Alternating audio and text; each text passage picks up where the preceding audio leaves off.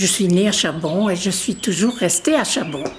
Je suis d'origine chabonnaise. Mes parents étaient des Chabonnais. Mes grands-parents étaient Chabonnais aussi. J'ai toujours été à Charbon. Mes parents étaient de Charbon. Les grands-parents étaient de Charbon.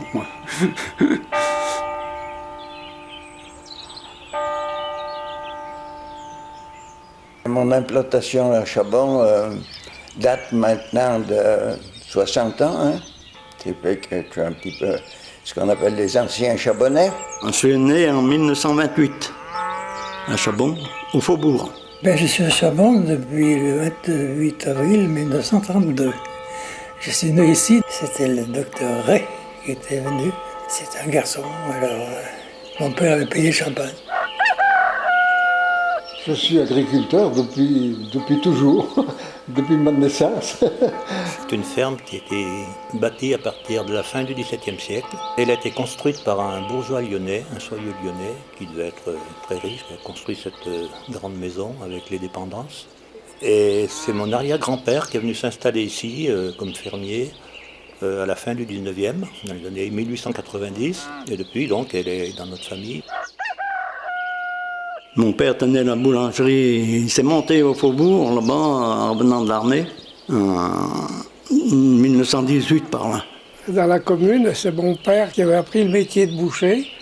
Alors, quand mon père est mort, le commerce m'est tombé dessus. Il a fallu que je me débrouille, ça n'a pas toujours été facile, mais...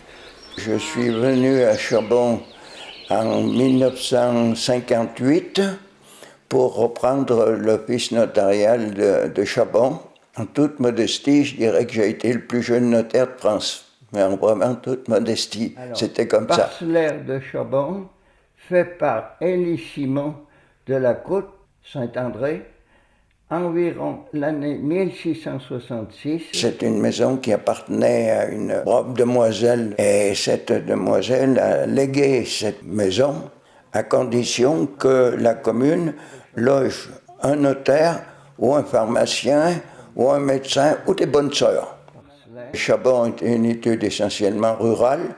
On traitait les affaires de famille avant toute chose, parce qu'il n'y avait pas la notion de terrain à bâtir qui existe actuellement. C'était simplement, quand il y avait une mutation, c'était des parents aux enfants. Et on n'avait pas cet apport de clientèle de gens qui venaient bâtir à Charbon. D'ailleurs, à l'époque, quand je suis venu à Charbon, il y avait 1100 habitants. On se connaissait tous, hein. On rencontre les gens qu'on ne connaît pas. On se dit pas bonjour. Avant, on se disait bonjour, on discutait un moment. Mais c'est plus le même... c'est plus la même vie, hein. Un jour, j'ai un client qui est venu avec sa femme. Alors, il venait toujours le soir à 9h, 9h30. Et puis, on allait fermer le magasin. Alors, je lui dis, allez, venez, je vous paye l'apéritif. Puis, sa femme lui dit, mais je n'ai jamais vu un boucher qui payait l'apéritif à ses clients. Je dis, en campagne, c'est ça. Il n'y a rien à voir avec maintenant. Hein. On faisait des tournées par les campagnes, oui. Puis, c'était de la vente régulière, oui. Quand on partait en tournée, on savait à peu près ce qu'on allait vendre. Parce qu'autrefois, on faisait des paquets, et puis on marquait le poids et le prix dessus, et puis les gens prenaient ce qu'ils voulaient, quoi. Je crois que les jeunes maintenant gagnent mieux leur vie que notre temps. Ils détaillent beaucoup les morceaux, et puis ils les parent bien. J'allais chercher les bêtes dans les fermes. Avant, on les tuait chez nous, là, on avait un abattoir. Et puis, à ce moment-là, je levais entre 12 et 14 veaux par semaine. L'hiver, il me fallait 2 veaux. Et puis, l'été, il m'en fallait 3 ou 4. Alors, ce que j'avais de rabio, j'ai mené à Grenoble. Les gens, quand ils avaient la batteuse, ils prenaient 400 kilos de viande, oui. Et quand ils tuaient le porc, ils achetaient pareil, 400 kilos de bœuf. C'était comme ça, la vente. On arrivait des fois pour Pâques, on achetait un charolais, oui, une bête bien faite, parce que c'était l'habitude pour Pâques qu'il fallait une jolie bête. Non, c'est pas le même travail. Hein. C'est comme ça, mais on en a vendu quand même. C'est pas empêché de vendre de la viande. Hein. Il y a qu'un jour que je commence à minuit, c'était le mercredi, parce que les gens s'étaient bien servis le mardi. Le mercredi, je faisais que 3 fournées. C'était le jour que c'était plus calme. Ça me reposait un peu. J'arrive au vendredi avec 2 heures à dormir, et le samedi, que 2 heures à dormir aussi. Une fois en me levant, je n'avais pas fermé l'œil les 2 heures. Je suis tombé, je suis évanoui. Temps de reprendre mes sens. Je suis redescendu au boulot pour 22 heures de boulot. J'ai pris la boulangerie, j'avais 27 ans, quand ma mère a eu sa retraite. Et moi, je faisais le pain, ma femme servait au magasin, puis au café en même temps, parce qu'on tenait boulangerie-café. Je devais passer 45 quintaux par mois, 45 sacs de 100 kilos. Hein. Les voyageurs passaient 3 ou 4 par mois. Les voyageurs. Parce qu'à cette époque-là, les représentants et tout, ils prenaient le train, hein. Ils arrivaient par le train, et alors ils passaient la journée par là, et puis ils reprenaient un autre train, ils allaient ailleurs. Moi j'ai connu ça, ils arrivaient avec leur valise, les représentants pour des commerces qu'il y avait encore. Hein. Alors ils venaient me trouver au four en bas pour que je commande des farines, quoi. Mais il n'y avait pas besoin de leur téléphoner. Hein.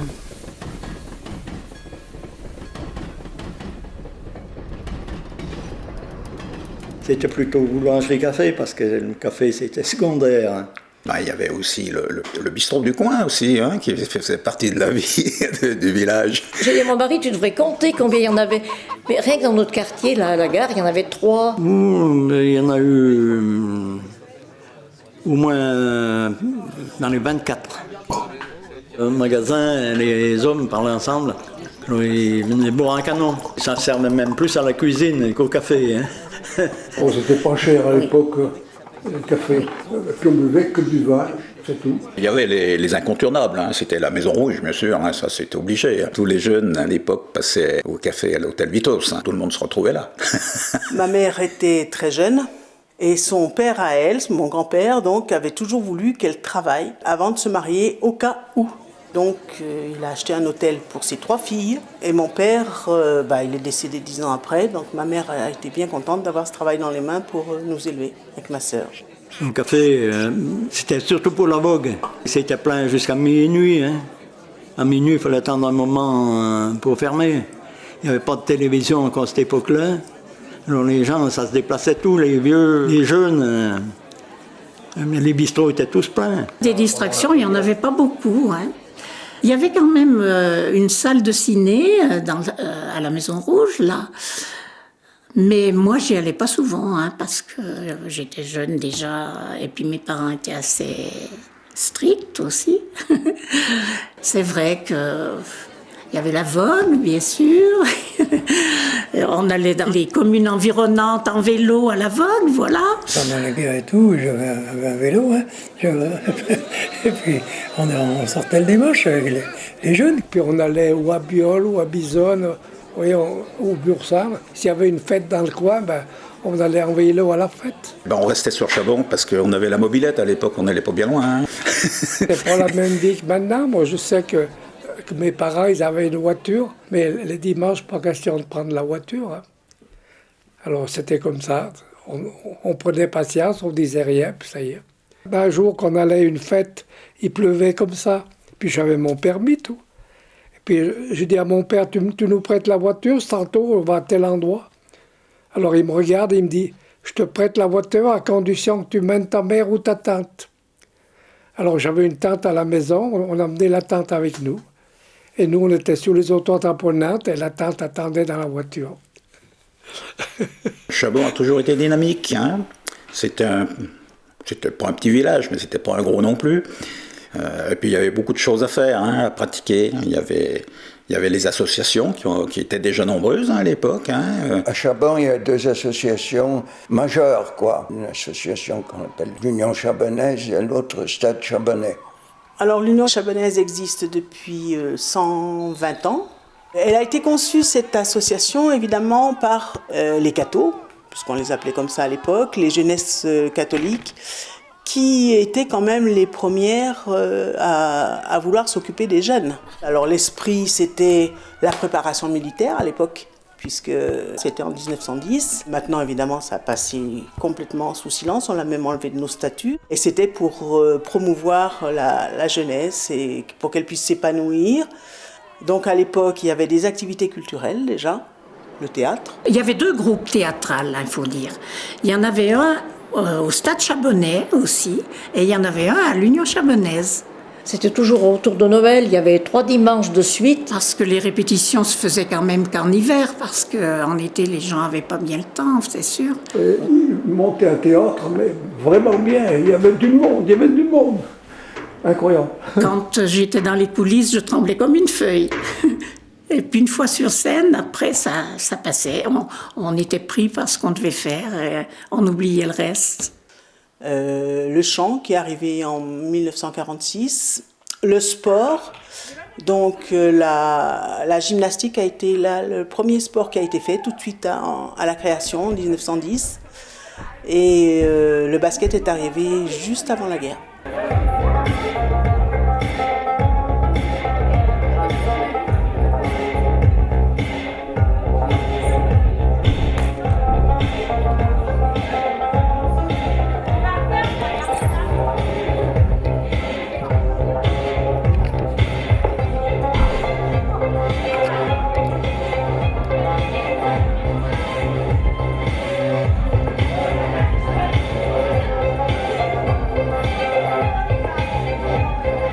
Et puis il y avait la fanfare, bien sûr, qui accompagnait toutes les compétitions de sport, de gymnastique. Il y avait à la fois un concours de gymnastique et un concours de musique. C'était très très lié parce qu'il y avait des défilés, toujours un très grand défilé dans les championnats, et il y avait les musiques qui défilaient aussi. Et on avait à Chabon une journée qui était le premier week-end d'août où il y avait le meeting du Stade Chabonnais. Énormément de monde, énormément. Avec un bal le soir sous les halles.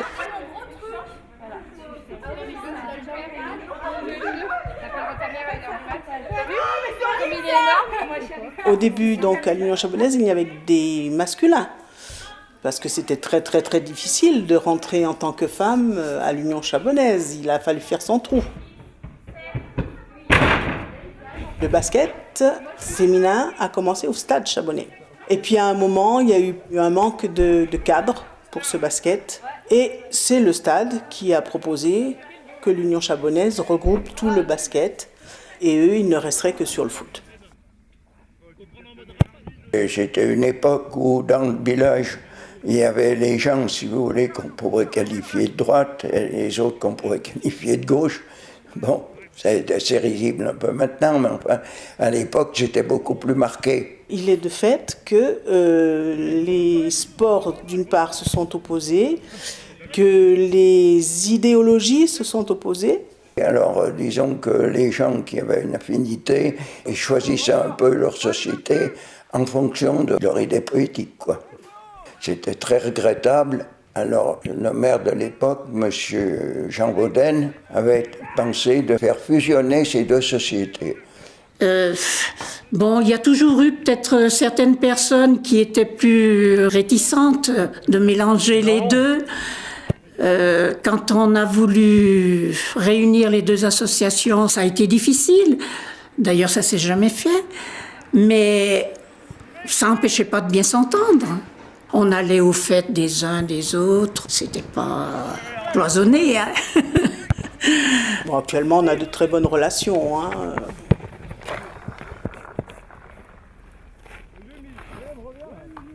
Alors, à ce moment-là, M. Vauden a eu l'idée, pour rapprocher les gens un peu du village, de créer donc le comité des fêtes. C'est quand même à l'initiative du maire de Chabon et de Maître Clavel. C'était en 79-80. C'est eux deux qui se sont dit que vraiment il y avait de quoi alimenter un comité des fêtes à Chabon, puisqu'initialement, et c'est peut-être ce qui est un petit peu à part à Chabon, c'était les associations qui étaient le comité des fêtes. Donc c'est le travail des associations qui alimentait le comité des fêtes. Et ça a toujours très très bien marché. Les associations là se réunissaient pour... surtout quand il y a des défilés de chars, des choses comme ça, les gens vraiment se donnent à fond pour faire ce genre de manifestation. Simplement, on s'est occupé, pour le 14 juillet, fait les chars, là. Alors là, oui, on s'en est bien occupé, oui. La première année, c'était Guénaud, l'usine Guénaud. J'avais fabriqué un métier à bras. Mais je veux dire, il fonctionnait, la navette traversait, les lisses marchaient, il y avait un peigne aussi, mais non, on faisait quand même pas du tissu, quoi.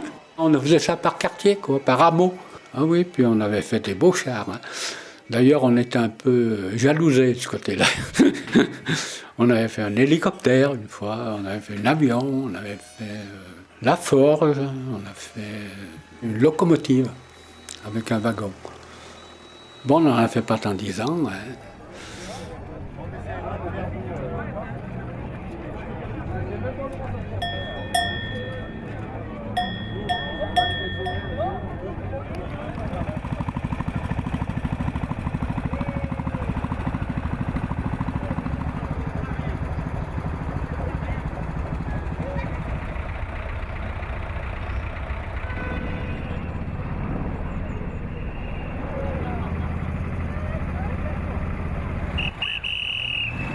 Une des raisons également a été la construction du gymnase de la salle des fêtes. Donc, pour l'inauguration de la salle des fêtes, le comité a organisé un réveillon pour l'idée justement que tous les Chabonnais se retrouvent à cette occasion du jour de l'an sous l'égide un peu du comité des fêtes.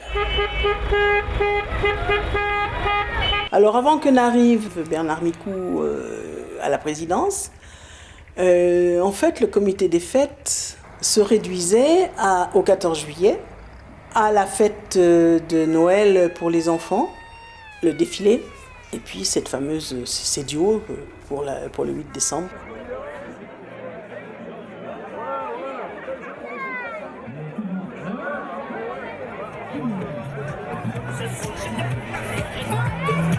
Allez, est-ce que les projecteurs vont voir tous les bras? Tous les bras.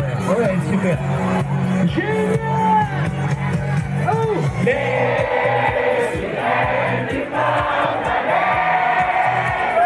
oh là, génial.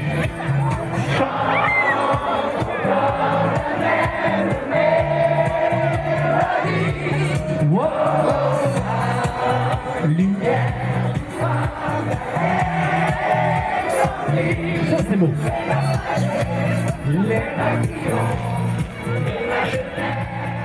Quand la télévision arrivait, il y avait l'hôtel qui en achetait une. Il n'y avait qu'une télé qu'on avait mis dans les années 60 à la maison, c'était les premières télés. Donc les matchs de rugby le samedi après-midi, tout le monde venait à la maison et se regroupait pour suivre ça, ou pour suivre les Jeux Olympiques de 68 d'ailleurs. On avait le téléphone du quartier à l'hôtel. Il n'y avait pas beaucoup de téléphones à l'époque. Et quand il fallait aller annoncer certaines nouvelles, des bonnes et des mauvaises, ça incombait aussi à ma tante ou à ma mère. Et les gens venaient téléphoner chez nous aussi.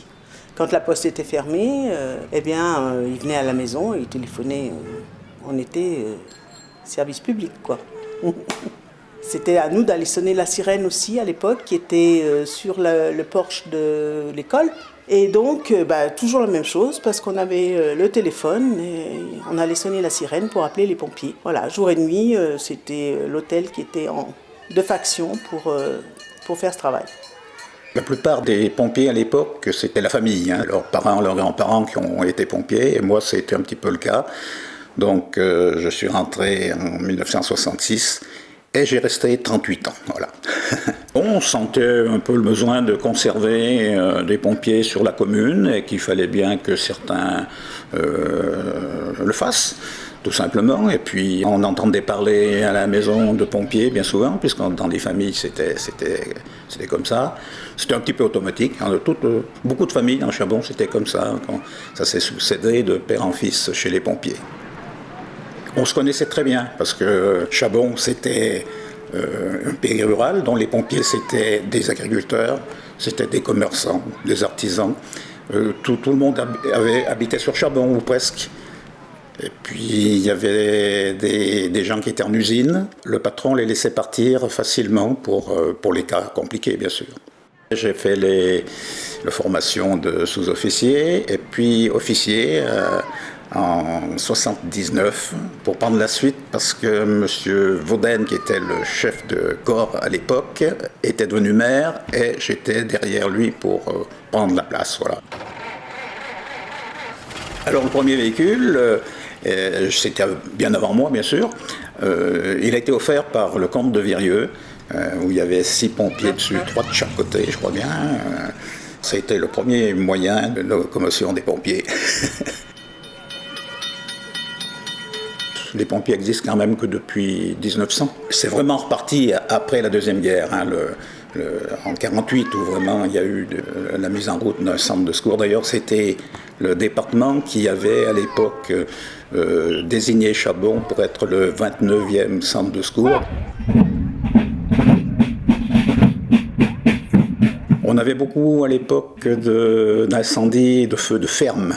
Mon père était très, très jeune à cette époque. La machine à battre, ce soir-là, ça soufflait comme on a eu des vents par là. Et il y avait des étincelles. Et puis ça a mis le feu à la paille. Alors il y a venu des pompiers de Rive avec des chevaux qui sont venus. Alors inutile de dire que ça a tout brûlé, quoi.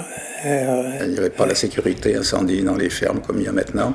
C'était des gros incendies qui duraient 2 jours, bien souvent, parce qu'il n'y avait pas le déblaiement comme maintenant. Bien souvent, c'était les paysans avec leurs fourches qui venaient déblayer le foin qui brûlait.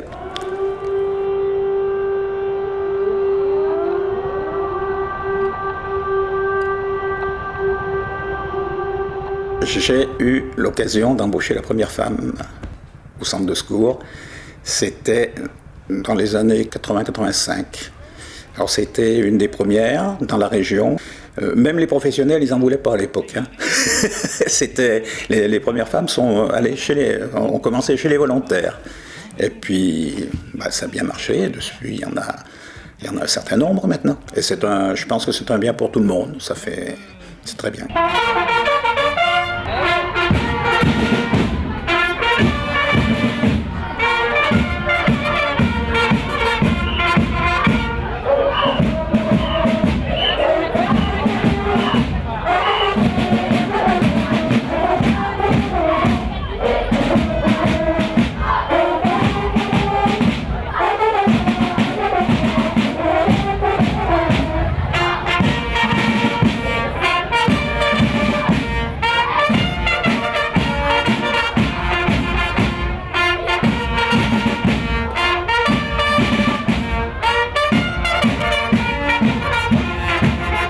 Non, on ne se posait pas trop de questions, hein, finalement. On n'avait pas beaucoup de confort, c'est sûr, mais c'était comme ça. On n'était pas envieux d'autre chose parce que tout le monde était à peu près pareil. Moi, j'ai connu par exemple tout simplement l'arrivée d'eau dans la maison. Aujourd'hui, tourner un robinet, prendre une douche, c'est quelque chose qui paraît tout à fait anodin, normal, mais ça n'existait pas autrefois, il y a 50 ou 60 ans. Et puis pareil, donc de tous les appareils, les réfrigérateurs, machines à laver. Enfin, nous, on avait une voiture déjà, mais on n'avait pas de sanitaire, on n'avait pas de téléphone, pas de machine à laver. Que sais-je encore, le chauffage dans la maison. Le chauffage, on vivait dans cette maison, dans une seule pièce, qui était chauffée par la cuisinière.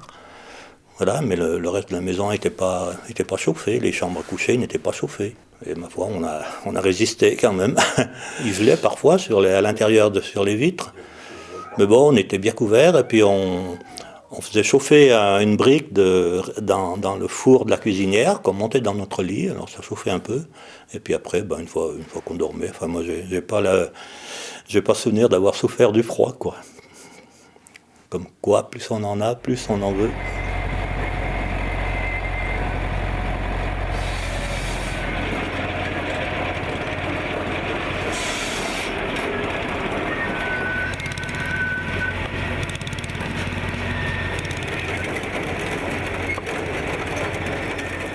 J'ai l'impression d'avoir vécu un siècle, parce que ce que j'ai connu dans mes 10 premières années, et puis aujourd'hui, c'est absolument fantastique, c'est irréel. Moi, je vous dis, j'ai connu le travail avec les chevaux, j'ai vu arriver le premier tracteur, tout ça, puis toutes les machines, quoi. Autrefois, beaucoup de choses se faisaient tout à la main, avec du personnel, des gens qui s'entraidaient, quoi. puis il y avait beaucoup plus de fermes, beaucoup plus de monde qu'aujourd'hui. On faisait tout à la main avec mon père. On avait des chevaux, et c'est les chevaux qui tiraient la charrue, qui tiraient les... On faisait tout avec les chevaux. Chez mes parents, on allait faire la traite, on allait dans les champs aider. On travaillait encore avec les chevaux à ce moment-là. On allait souvent mener les chevaux quand il y avait les semis. On menait le cheval pendant que derrière il y avait l'outillage, la herse ou voilà, les hommes s'occupaient de diriger la herse. Mais nous, on tenait les chevaux par la bride et on les emmenait, voilà. Là, on a du gros terrain qui est dur à travailler. Alors, il faisait crever les chevaux, mon père, parce que ça les mettait mouillés de chaud. Et puis, quand il restait comme ça, à l'écurie, sans les bouchonner, comme on appelait, eh bien, il prenait un mal de ventre et il crevait la même nuit. Oh, j'ai travaillé avec des chevaux pour livrer jusqu'à quand j'ai pu avoir mon permis à 20 ans, quoi. Alors on a travaillé, on charriait le ciment, on charriait le charbon avec des chevaux. Je livrais dans les maisons, je partais avec 500 kilos ou 1000 kilos sur une voiture, des tombereaux, après ça, on mettait 1000 kilos dedans, tout à la pelle comme ça. Quand on a commencé à la ferme, c'était à peu près pareil. On travaillait encore avec les chevaux, on n'avait pas de tracteur au départ. On trayait les vaches à la main aussi, on n'avait pas de treilleuse électrique à ce moment-là. Puis après, ça a évolué un petit peu, on a acheté un tracteur, on a eu la treilleuse électrique. Voilà, ça simplifiait déjà le travail. Puis après, on a pu acheter, on avait des wagons, on a pu acheter un tapis, des wagons trémies. On ouvrait la trémie, puis ça chargeait tout seul, quoi. Mais ça, c'était quand on avait déjà acheté le petit camion, quoi. Et puis, les choses ont évolué, et les tracteurs sont venus après la guerre, là. Alors, les gros agriculteurs là, du coin avaient fait une coopérative. Alors on a eu un tracteur pour labourer la terre. On les payait, mais on les payait le prix d'un cheval. Alors c'était avantageux. Oui. Alors là, on était heureux déjà. 4 ans, on voyait labourer ça avec le tracteur. Oh là là, quelle différence. Ils tiraient 2 socs tranquillement, sans rien. Tandis que les chevaux, il fallait 4 chevaux pour tirer un soc. Et mouiller de chaud aussi pour tirer. Hein. C'était les tracteurs américains qui étaient venus en France parce qu'eux, ils avaient évolué et ces tracteurs qui étaient au pétrole à cette époque, chez eux, ils avaient déjà au début des diesel, tandis que nous, on ne connaissait pas ça. Alors, on a bien profité de ces tracteurs au début. Ils marchaient très bien, ils étaient solides. Ça a évolué aussi, les tracteurs, ils sont... Maintenant, ça a changé beaucoup.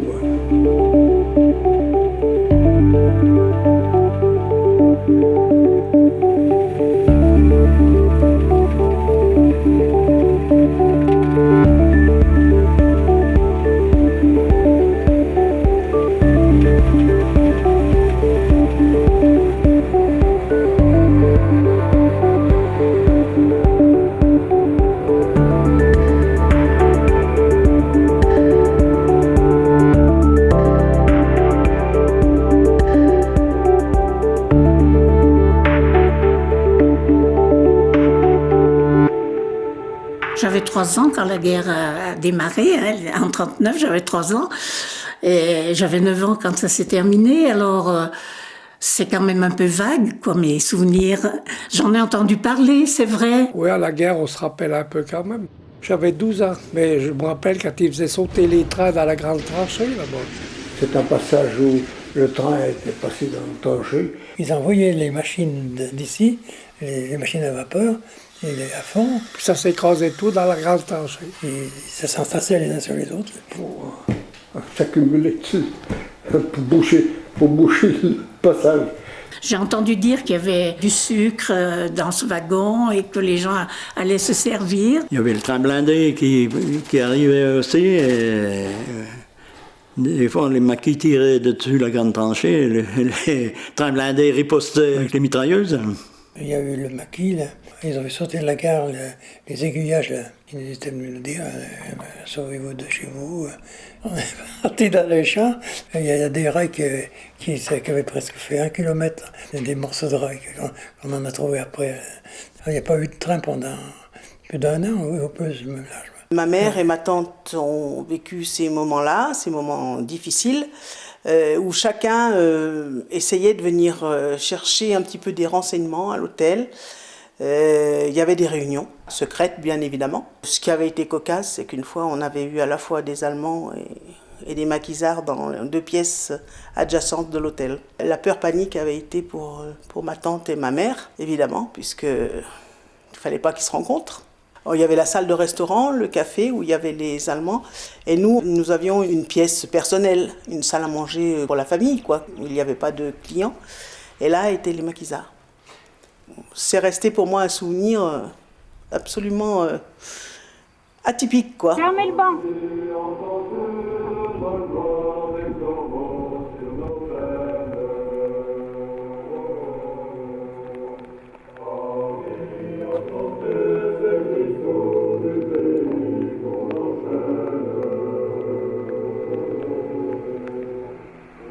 On a eu de la chance et ils avaient tué 2 officiers allemands là, sur la route à Bursin. Là. Ils allaient au ravitaillement vers la pisciculture là-bas.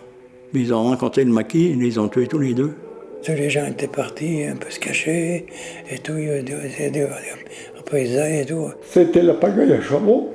Tous les hommes de Chabon étaient partis dans les bois. Il faut se sauver hein, parce que les Allemands vont nous tuer. C'est le maire de Bursin de Chabon. Et puis le curé de Chabon, qui savait parler allemand, qui est allé vers les officiers allemands, et puis dire il n'y a pas de maquisards chez nous. Et ils ont discuté, et puis total, ils n'ont pas fait les représailles. Eh bien, ils les ont écoutés, et on n'a rien eu. Mais ma mère, qui est allée chercher les vaches qui étaient en bas, elle a entendu siffler les balles, parce que il tirait dans tous les sens. La guerre est gagnée. Voici la victoire. Pendant la guerre, il y a un gars qui passait par les maisons pour réquisitionner les bêtes. Et puis après, elles étaient réceptionnées sous les halles à Chabon. Elles étaient distribuées, vous voyez, au boucher.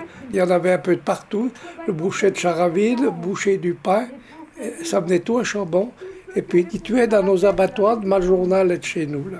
Les gens de la ville venaient s'approvisionner, ils n'avaient rien à manger en ville. Ils venaient s'approvisionner, ils arrivaient par le train et ils venaient s'approvisionner dans les fermes. Alors, et oui, les cheminots de Vénissieux, parce qu'ils ne payaient pas le train, ils venaient chercher du ravitaillement chez nous. Ils avaient faim, les pauvres. Il y avait des rations, les tickets, par exemple, pour aller à l'épicerie. Ouais. Pendant la guerre, on avait les tickets. Ils nous livraient la farine par rapport aux tickets qu'on avait. On m'a livré de la farine de maïs une fois. C'était impossible d'y travailler. Ça ne levait pas. C'était comme de la polenta. Puis il y a des moments, c'était de la farine de seigle. Ça ne faisait pas non plus du joli pain, ça faisait du pain noir. Hein. Enfin, il fallait y prendre. Puis les gens étaient bien contents d'emporter ce qu'on leur donnait. Hein. Rassemblés, nous mesurons la valeur de la paix. Elle est notre héritage. Elle est notre raison de vivre ensemble. Préservons-la. Vive la République, vive la France. La capitale du tissage, on peut dire en France, c'était Lyon. Tout le monde connaît l'histoire des canuts. Mais à ce moment-là, les industriels lyonnais, qui, pour avoir souvent du personnel peut-être plus fidèles, plus attachés, moins revendicatifs, se sont écartés un peu et sont venus s'implanter dans la région. Alors à l'époque, pour Chabon proprement dit, il s'est construit une usine qui existe toujours à l'heure actuelle, mais qui n'est plus du tout utilisée par le tissage. Il y avait 2 usines de tissage à Chabon. C'était l'usine Guénaud et l'usine Probigalin. Et puis il y avait l'usine Fourtoul aussi. Mais j'ai commencé chez Guénaud, en tissage chez Guénaud en 50. J'ai tissé 2 ans, l'apprentissage du tissage. Il y avait 2 ans en tissage et 3 ans en garage. Hein. Ben, il y avait des gens qui travaillaient à l'usine, des mécaniciens, pas les mécaniciens tissés, parce qu'ils tombaient en panne aussi. Alors, des gens qu'on appelait à l'époque les gareurs. C'est suivant les fils qu'il y a sur le métier, la trame et les fils. Il y en a qui sont plus délicates que d'autres. Alors ça peut arriver à faire des défauts, des arrêts de métier qu'il ne faut pas trop non plus. Là, c'est le remettage. L'ouvrière avait, nous on avait 90 métiers, ils en avaient 45. Alors elle ne peut pas tout faire, quoi. Alors quand elle avait besoin, elle appuyait sur un bouton et puis la lampe verte s'allumait pour la coupe. Et quand il y avait trop des fils, c'était la lampe jaune. Alors une journalière venait passer les fils. Et quand c'était la lampe blanche, malheureusement, c'était le gareur. Et à côté de cette usine, on a construit un bâtiment, un grand bâtiment qu'on appelle, nous, Chabonnais, la Cité. Alors à ce moment-là, les industriels, avec une diligence, allaient récupérer un peu du personnel dans les communes voisinantes. Les filles sortaient de l'école, les jeunes filles, et ben après, elles allaient travailler à l'usine Guénaud. Hein. C'était comme ça à ce moment-là. Maintenant, il n'y a plus de travail, mais à ce moment-là, c'était là. Je suis allée à l'école à Chabon aussi, jusqu'à 14 ans, puisqu'à cette époque-là, on allait jusqu'au certificat. Et puis, j'ai fait 3 années d'école ménagère à Chabon. Oui, on avait tous la même formation. C'était surtout basé sur la cuisine et la couture. C'était souvent pour tenir son ménage et... Ça vous, c'était d'être une bonne épouse, oui. Oui, c'était pas tellement pour envisager une profession. Quelques-unes ont peut-être été aides-soignantes, ou choses comme ça. Mais ça n'avait pas le débouché comme il y a maintenant le départ. Souvent, il y en a beaucoup qui allaient travailler à l'usine. Et à ce moment-là, les femmes, en général, c'était les jeunes filles de campagne, étaient logées dans ce bâtiment qu'on appelle la Cité. La diligence les emmenait seulement 1 fois par semaine chez elles. Alors cet internat était tenu par des sœurs. Il n'y avait pas l'automatisation qu'il y a à l'heure actuelle où une tisseuse fait marcher 20 métiers, c'est individuel. Alors des gens installés chez eux, 1 ou 2 ou plusieurs métiers. Ces métiers, en général, comme il y avait beaucoup de petites fermes à l'époque, l'épouse faisait marcher son métier, ainsi que souvent une jeune fille, pendant qu'une autre était à l'usine, et c'était les femmes qui faisaient marcher ces métiers tissés. Et alors là, on entendait à l'époque, quand je suis arrivé à Chabon, il y avait peut-être, je ne sais pas, peut-être une trentaine de métiers qu'on appelait des métiers à domicile. Les ateliers qu'il y avait à Chabon, ils travaillaient indépendants par rapport aux usines de Chabon, quoi. C'était des gens qui donnaient du travail. Il y avait Châtaignier à Saint-Clair-la-Tour, il y avait un Bocon de Chimilin. Quand on travaillait à la maison, il fallait fournir le matériel. Ils donnaient la chaîne, la trame, et puis ils prenaient le tissu, quoi. C'était à nous à monter le métier. J'ai eu un petit problème aussi parce que j'ai travaillé pour Châtaignier, Saint-Clair-la-Tour, et le tissu servait à habiller les cercueils. Le tissu, c'était de la viscose. Il y a eu un moment où ça ne marchait pas bien, parce qu'il y a eu la concurrence, qu'il y en a d'autres qui faisaient en nylon. Parce que les bordures en viscose, il fallait les faire à la main, quoi, à la machine, quoi. Tandis que le nylon, il coupait simplement à chaud et ça évitait du travail, quoi. Alors, je lui dis, on a bien moins de travail, on travaille bien moins. Et puis il me dit, qu'est-ce que vous faites? Je disais, c'est du tissu pour habiller les cercueils. Je dis, comment ça se fait? Les gens meurent toujours. L'usine, avec la crise du tissage, l'usine a fermé. Quand l'usine a fermé, il y avait encore plus de 100 personnes qui travaillaient. On était cigareur, un mécano, un menuisier. Chez Guénaud, on faisait pas mal de tissus de parapluies. Je pense que les gens portaient moins de parapluies, plus imperméables. Monsieur Pavin de Lafarge, c'était un gendre à Monsieur Guénaud. Et c'est Pavin de Lafarge, c'était les ciments Pavin de Lafarge. Alors je pense qu'il y avait mieux à gagner du côté ciment que du côté tissage.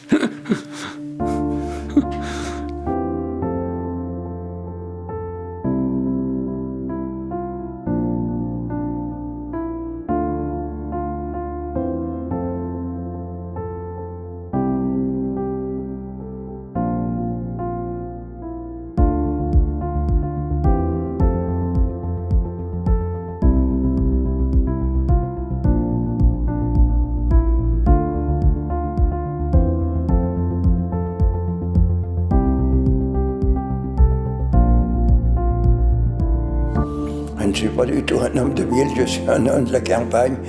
J'apprécie la vie dans les villages où on se connaît tous. Les gens sont quand même sympathiques, je trouve qu'ils sont bien soudés les uns les autres, oui.